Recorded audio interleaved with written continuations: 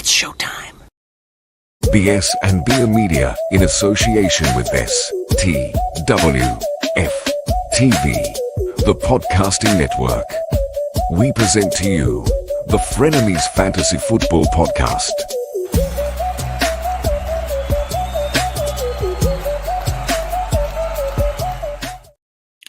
What's going on, everybody? Welcome into the show on a Friday today, the Frenemies Fantasy Football Podcast. I am Dale.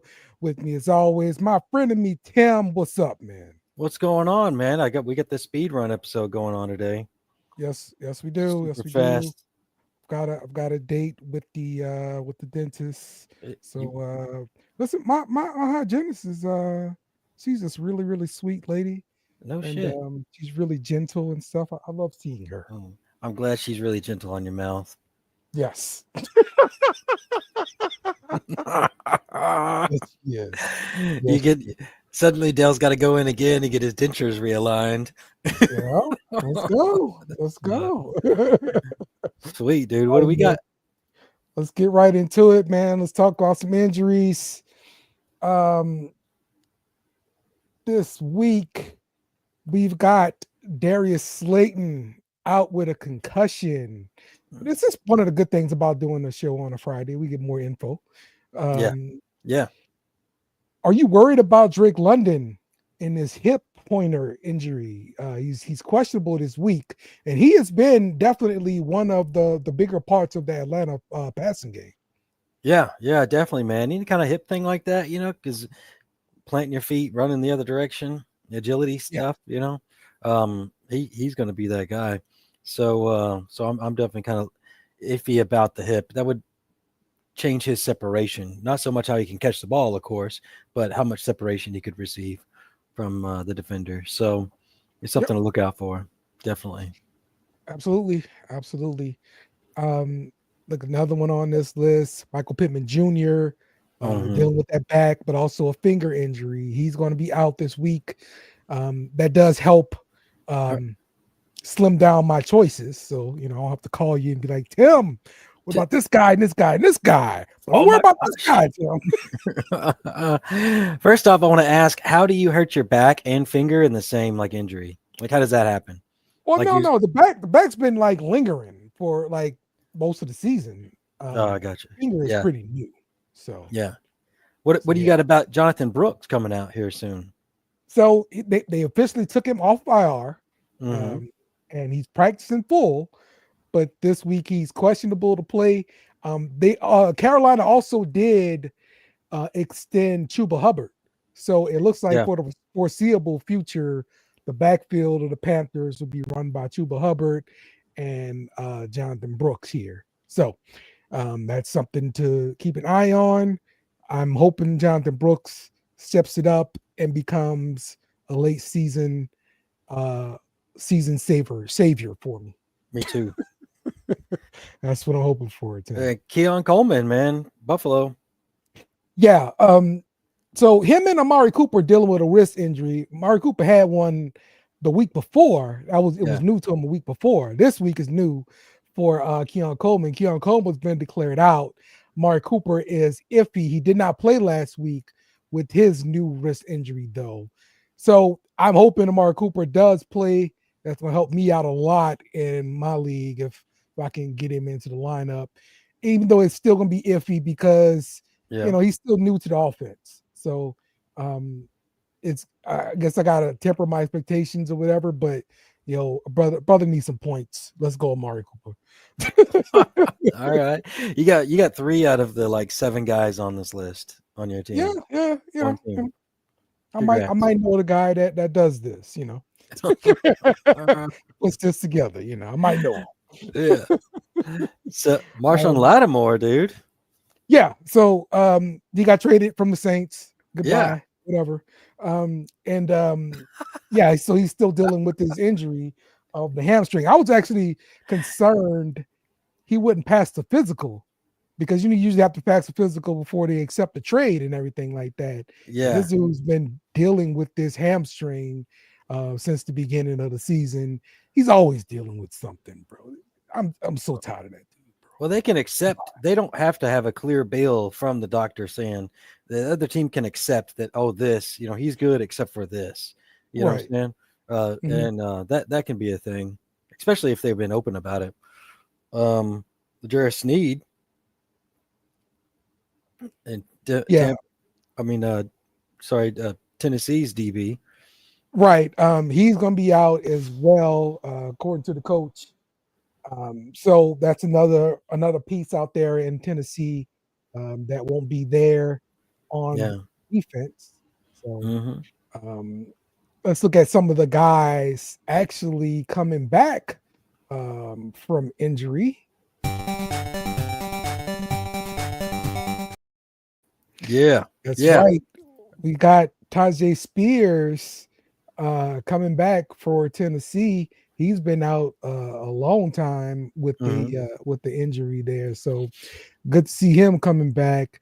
Nico Collins been designated to return from IR.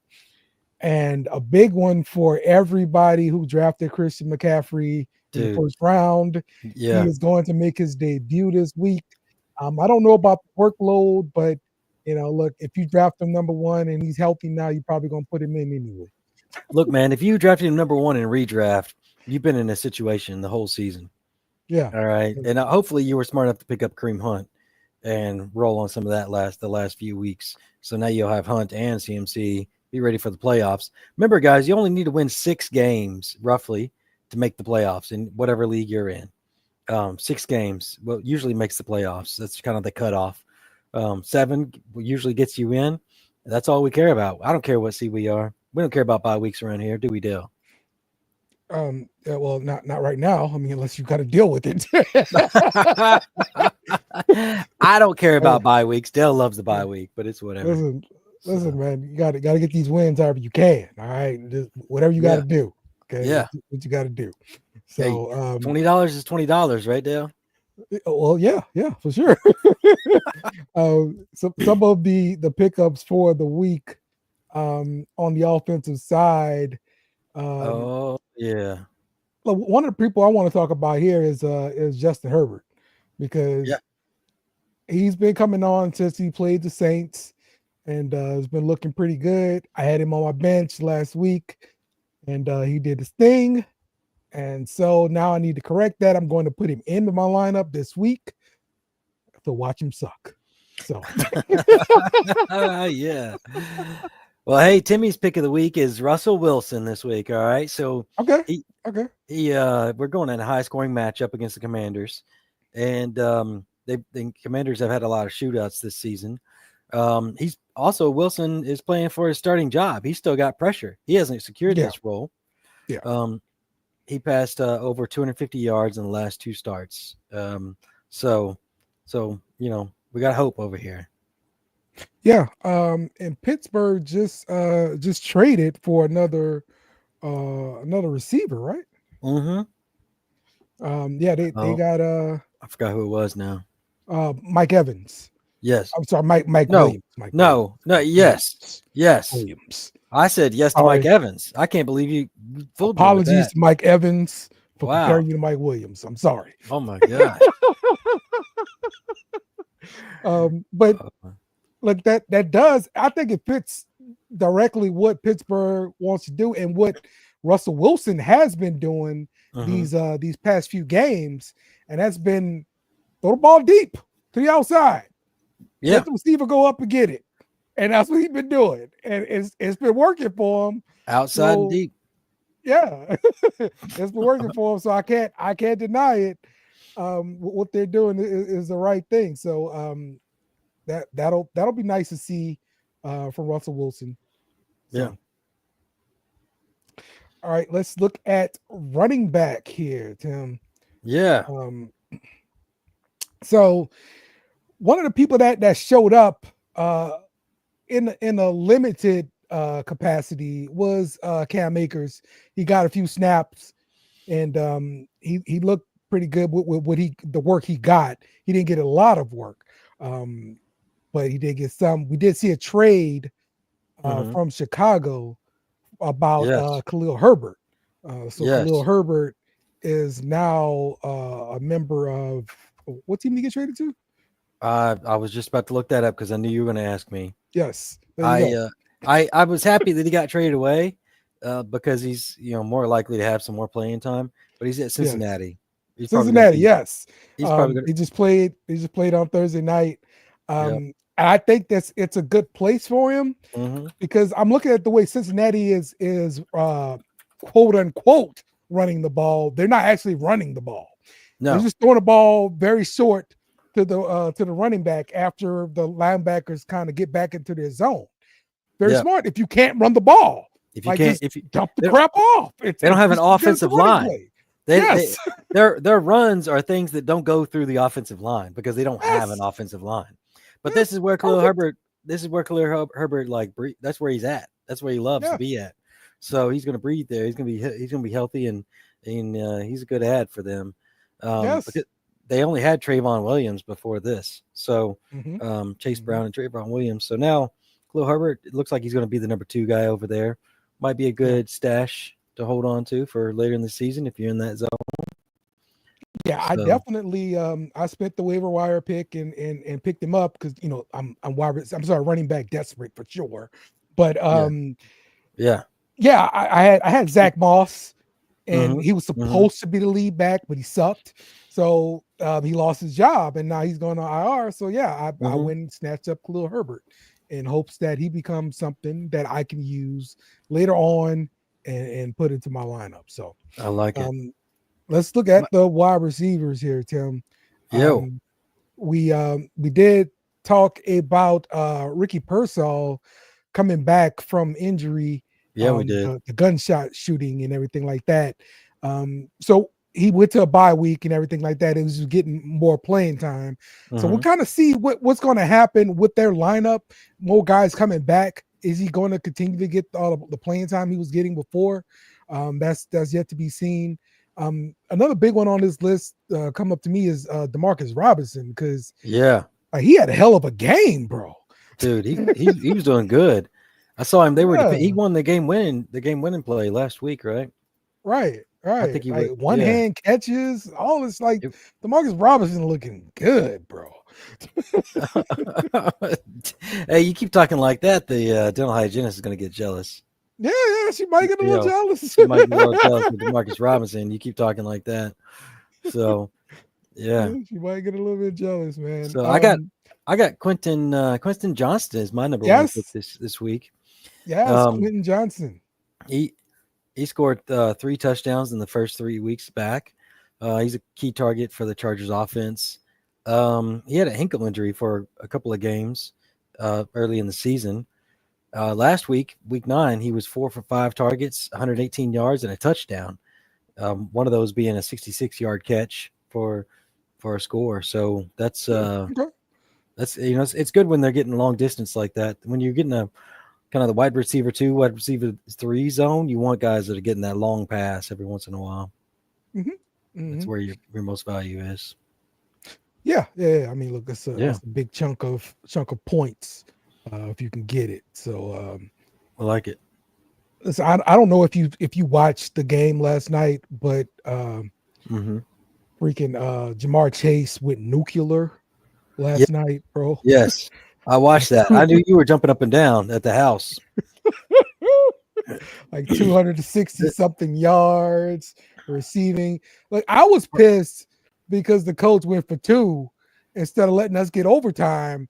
Yeah. Because all the fantasy points we were getting, man, we could have had some OT, bro. The Bengals, you said the Colts. The Bengals went for 2. I said the Colts? What? Okay, yeah. I said the coach went for 2. Coach. Oh, okay. Not Taylor. Right. Oh, yeah.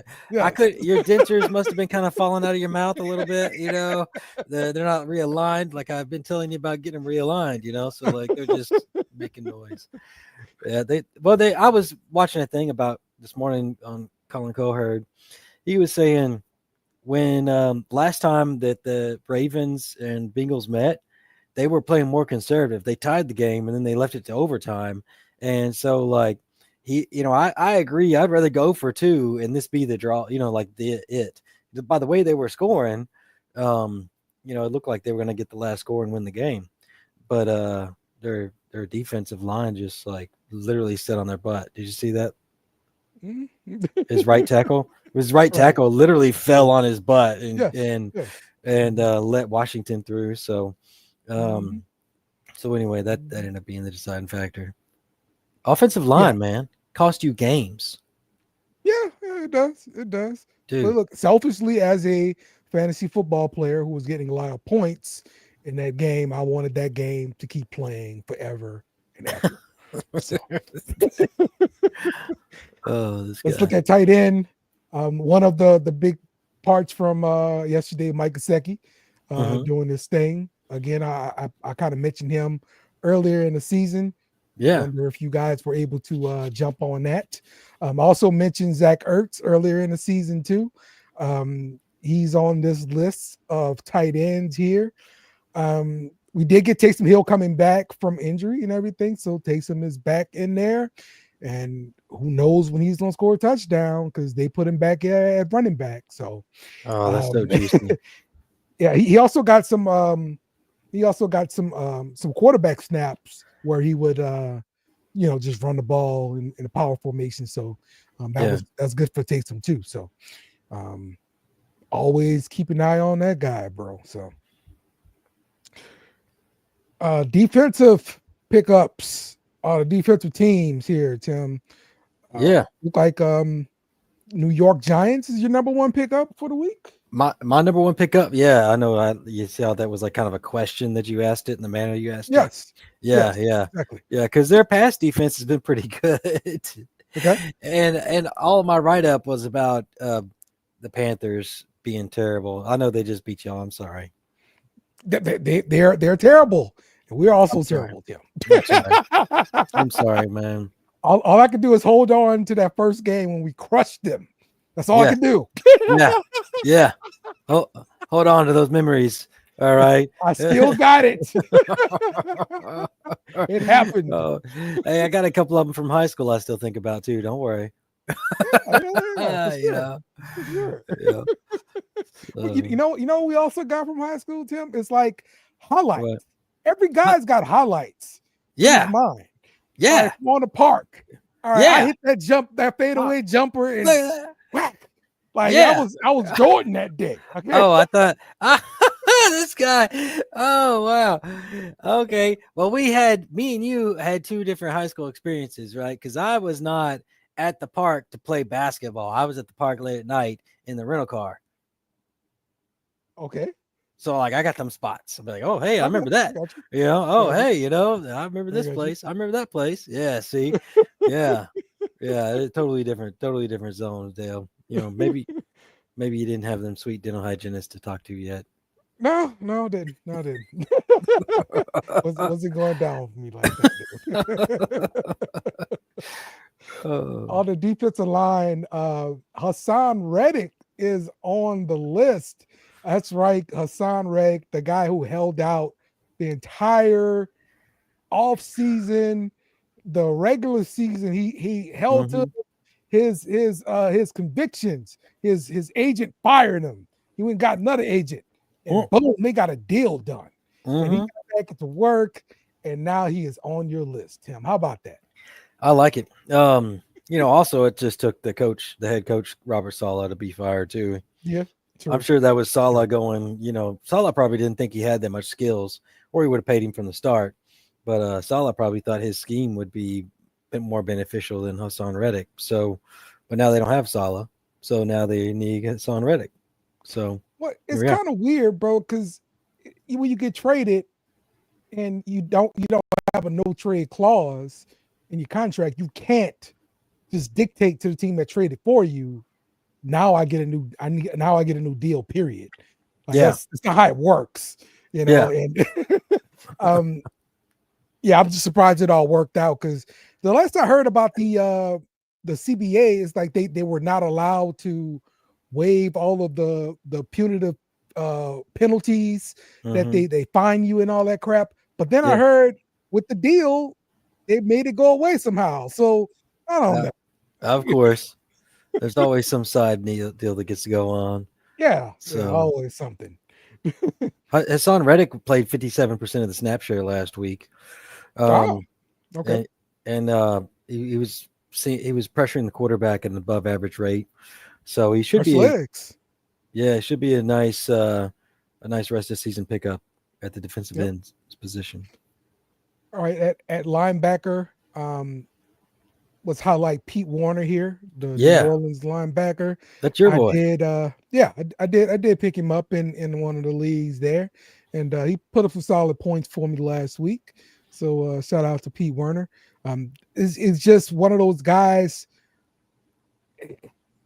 He gets hot and then he gets cold. I guess I don't know the deal with Pete Warner, bro. It's weird. Like he does not just consistently just put up points for me though. So let's see if he can break that crap, because otherwise I'm gonna drop him again. You know, I had him years ago. So you heard that, Pete? You heard that, Pete? Dale's gonna drop you again. You better get ready.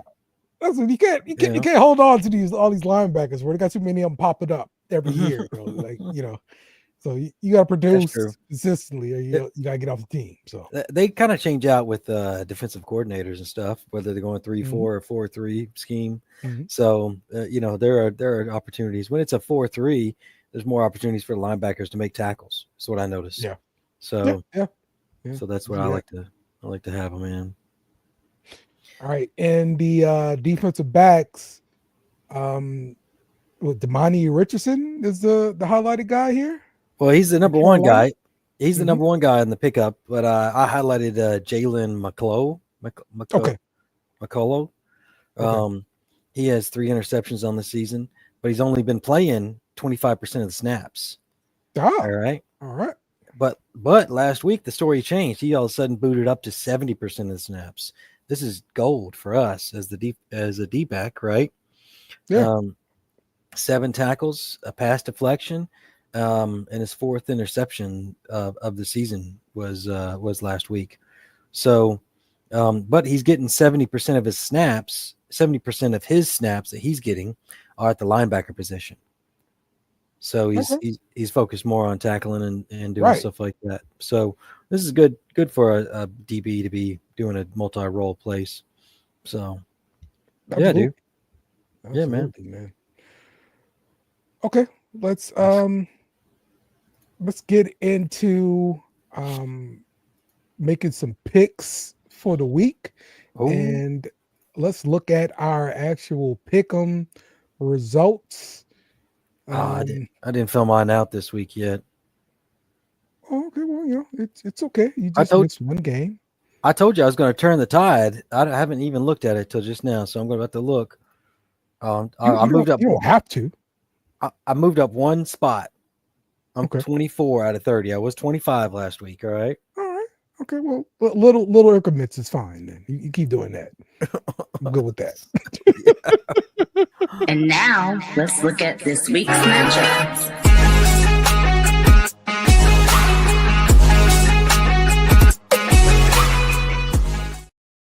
All right, we're looking at the pick'em here.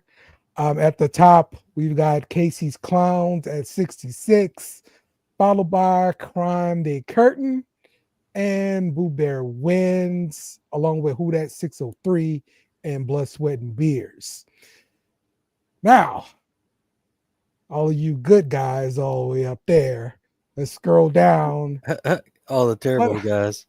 Why the hell is Marvin like number 9, bro? How did he change that up all of a sudden? I don't understand what's going on. Did he hear us talking about him? Maybe. Did he text you and be like, "Yo, I'm tired of you and Timmy talking bad about me"? Yeah. All right. I am at number 12 here. Top of the bleachers is at number 14. I'm scrolling, Tim. My scroll button about to quit on me. Oh, there you go. Look, you're right ahead of that clown 33703. All right, that's good. Okay. He picked in 4 weeks, man. And I'm just up. So it's fine. And old Kyle down there at 26 with 38 correct. Where were you at again? Where are you at? I'm at like 15 to 12. Yeah. Are you? 12. Oh, damn. Yeah. Look, I can't keep doing this, Dale. We're changing it up, man. I'm going to start winning. I'm going to start winning again. All right. I'm one of these guys up here gonna forget some stuff, and they're gonna let me catch up with them. I'm telling you, I'm getting in the top 10. It's gonna happen for me. All right. No, you're not. No, you're not. No, you're not, Dale. Oh man. Well, let's start looking at some of these games here, Tim. Let's get this sucker going. Booyah! Week 10 is upon us. And we're starting off with San Francisco at Tampa Bay. Mm-hmm. The 49ers are a 6-point favorite in this game. And wow. the total is 50.5 points. Mm-hmm. Let's look at some of the featured best prop bets here. We've got Brock Purdy at 249.5 passing yards. He is projected for 261 passing yards here. Yeah. So they're saying to smash the over. George Kittle, 55.5 receiving yards. He's projected for 63 receiving yards. And Baker Mayfield is as probably as 241.5 passing yards, and he's projected for 247 yards there.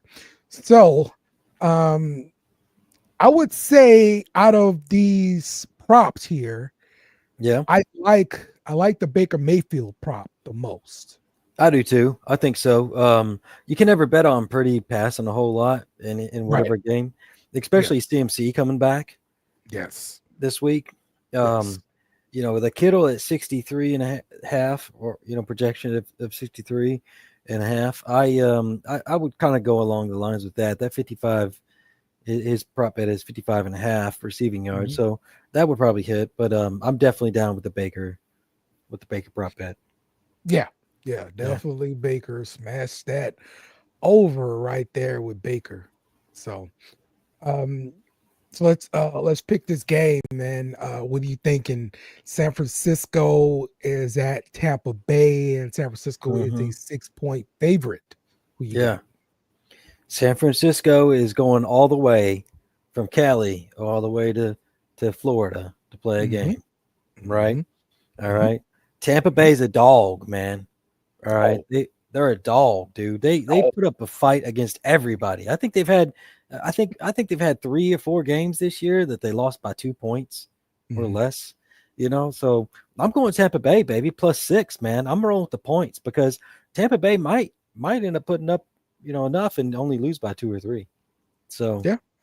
Well, I will tell you, Tim, that the public and the Yahoo Pick'em agrees with you as well. They're going 55% on Tampa Bay.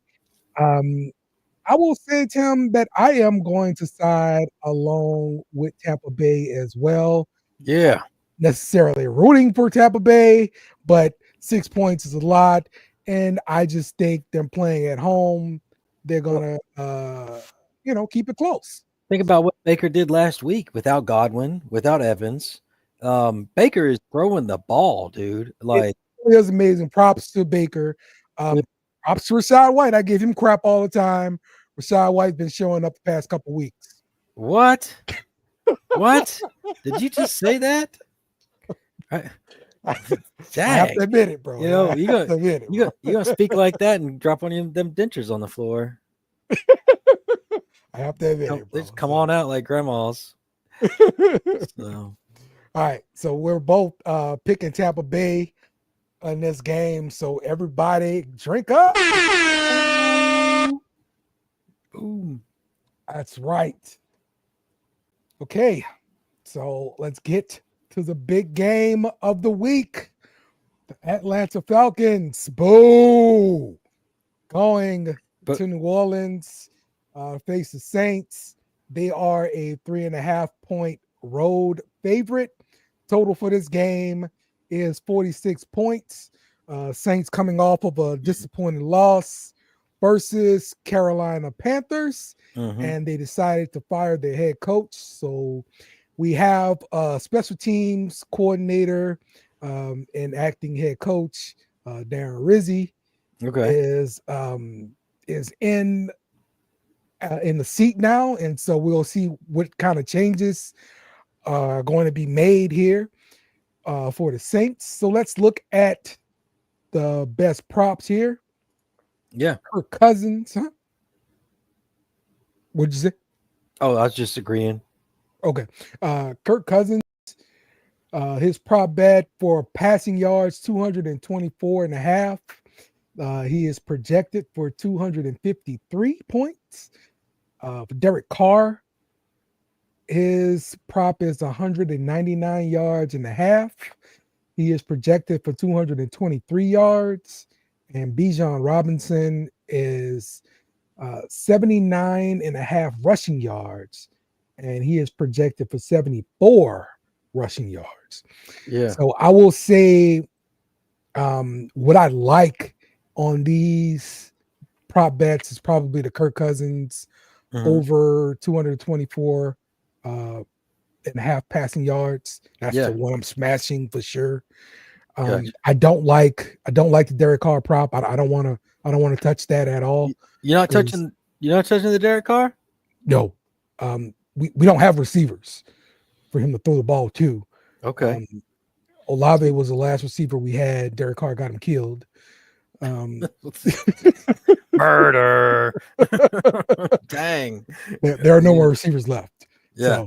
So, I am not touching that one at all. The Bijan Robinson thing could happen, but I don't. Tyler Algier scares me more than anything, so that's why I don't like touching that one. Gotcha. Well, it's a bet for under though, on the Bijan Robinson under. Yeah, but yards. I'm not comfortable with the under either. Yeah, because it's like I can think the rushing game is going to be good, but is it going to be Bijan or is it going to be Tyler Algier? That's the kind of thing I'm looking at. So gotcha. Yeah. So I'm 100% down with Kirk Cousins throwing the ball. Kirk Cousins has always been throwing the ball since he was at Washington under Kyle Shanahan, offensive coordinator for Mike Shanahan. And so Kirk Cousins getting 253 yards is not a stretch of the imagination. But I'm a lot more positive on Derek Carr than you are. But yeah, 223. Who's he throwing the ball to, Tim? Taysom Hill. Okay, that's cool. Yeah. He might catch a pass out there. Yeah, we're gonna run the offense through Taysom Hill. Nothing wrong with that. I see it. Yeah, I see it, man. Okay, well, let's pick this game, Tim. All right, we've got Atlanta. Boo. Going to New Orleans. They are a 3.5 point favorite. Give me the Saints. I don't care. I can't pick Atlanta. Give me the Saints. Yeah, I like it. All right. Hey, look, I'm taking the Saints too. Because the only reason why I'm picking the Saints is because I saw some stats recently. It was like dumb stats, right? Okay. But it was teams that win the next game after they fire their coach. The percentage is like stupid high. Bounce. All right. Bounce. All right. So like you get rid of that coach, all the players are motivated. They come out, they win one game. But after that first game, the stats are stupid. It's all downhill. Yeah. It's like stupid low. So that's why I'm high on the Saints this week, man. I'm going Saints plus 3.5, man. I'm with you. All right. Here we are. There we go. This is Falcons hate week. Screw the Falcons. Everybody drink up. Love it. That's right. Screw the Falcons. This is also Alabama hate week. I'm wearing my LSU championship t-shirt. Screw Bama, beat Bama. Bama's got so many of those kind of t-shirts. They just throw them out in the yard sale now. Yeah. Screw Bama. I hate them. Yeah. You know what? All right. So here's the thing with Bama. Okay. They've been so spoiled. Nick Saban been there, been winning. Yeah. And it's like a good year was always winning a national championship. That's what it was. They got used to that crap. They're into discussion every single year. Every year. Well, guess what? Nick Saban ain't there no more. Oh. Right? He ain't there no more. Yeah. You see, Bama is like one of the leaders in penalties This year? Yeah, in Wow. the SEC, right? And you know that didn't happen under Saban. Saban paid attention to all kind of detail and stuff, right? So now they're losing some games, not going to be considered for the playoffs. Yeah. You know, it's like you just crashing back to earth, bro. It sucks for Bama fans. I was gonna look up what's the rankings right now, college football rankings. No, Bama's probably like 15 or something like that. I think That's what I was gonna guess. They're 11. Yeah, they're 11. Yeah. So it will be nice to watch them crash down just a little bit, because we still gotta have the SEC out there kicking everybody else's butt. So we can't keep letting like Oregon right now, number 1, Ohio State, number 3. Sorry, you know we can't keep letting this kind of stuff happen to us. So, but you guys, where are you ranked? No, you're ranked with us. Like 15, something like that. Yeah. Oh, you're ranked 14th. Sorry, I lied. You're not ranked with us. Oh, you know who's surprised on this list of rankings? SMU. Oh yeah, like what? They're like 20 something. They're actually 13th, right above you guys. But I heard they were ranked this year. And that dude, it's been a long trail. It's been a long 30 years for them. Yeah, since the death penalty, bro. Like they haven't been relevant because like they only killed that team, man. Dude. And so now it's legal, and they're like, let's wash off the old playbook. We know how to do this from 30 years ago. We you know. So, exactly, man. Exactly. So, all right, man. It's a very abbreviated edition of the podcast, but we still got one thing to say to you guys. I hate you guys so very, very much. That's right.